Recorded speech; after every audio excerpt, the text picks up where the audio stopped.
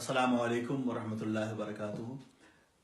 حضرت تاج الشریعہ فقیہ اعظم ہند نائب مفتی اعظم حضرت علامہ شاہ مفتی اختر رضا الازہری نور اللہ مرقدہ طاب ثراه رحمۃ اللہ تعالیٰ علیہ کے انتقال کی خبر یہاں برطانیہ میں موصول ہوئی۔ میں سمجھتا ہوں کہ حضرت کا وصال صرف اسلام یعنی ہند کا نقصان نہیں بلکہ پورے عالم اسلام کا نقصان ہے۔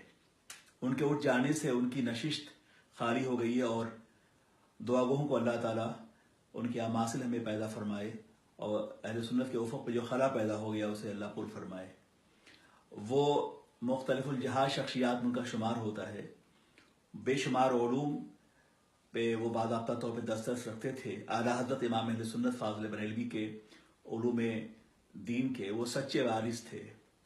انہیں مختلف زبانوں پہ باضابطہ دسترس حاصل تھی، انگریزی، عربی، اردو، پرشین، ان تمام زبانوں میں ان کی کتابیں، ان کی تراجم، ان کی تصنیفات موجود ہیں۔ بلا شبہ یہ غم صرف خانواد رضویہ کا نہیں، یہ غم پورے عالم اسلام کا ہے، یہ غم اہل سنت کا ہے، یہ غم ارباب علم دانش کا ہے۔ پروردگار عالم ان کی قبر پاک پہ رحمت و نور کی بارش فرمائے۔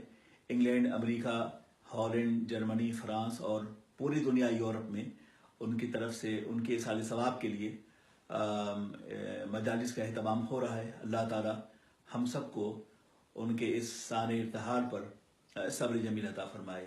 مسحل ہمیں جانو پھرتا ہے فلک برسوں، تب خاک کے پردے سے انسان نکلتا ہے۔ السلام علیکم ورحمۃ اللہ وبرکاتہ۔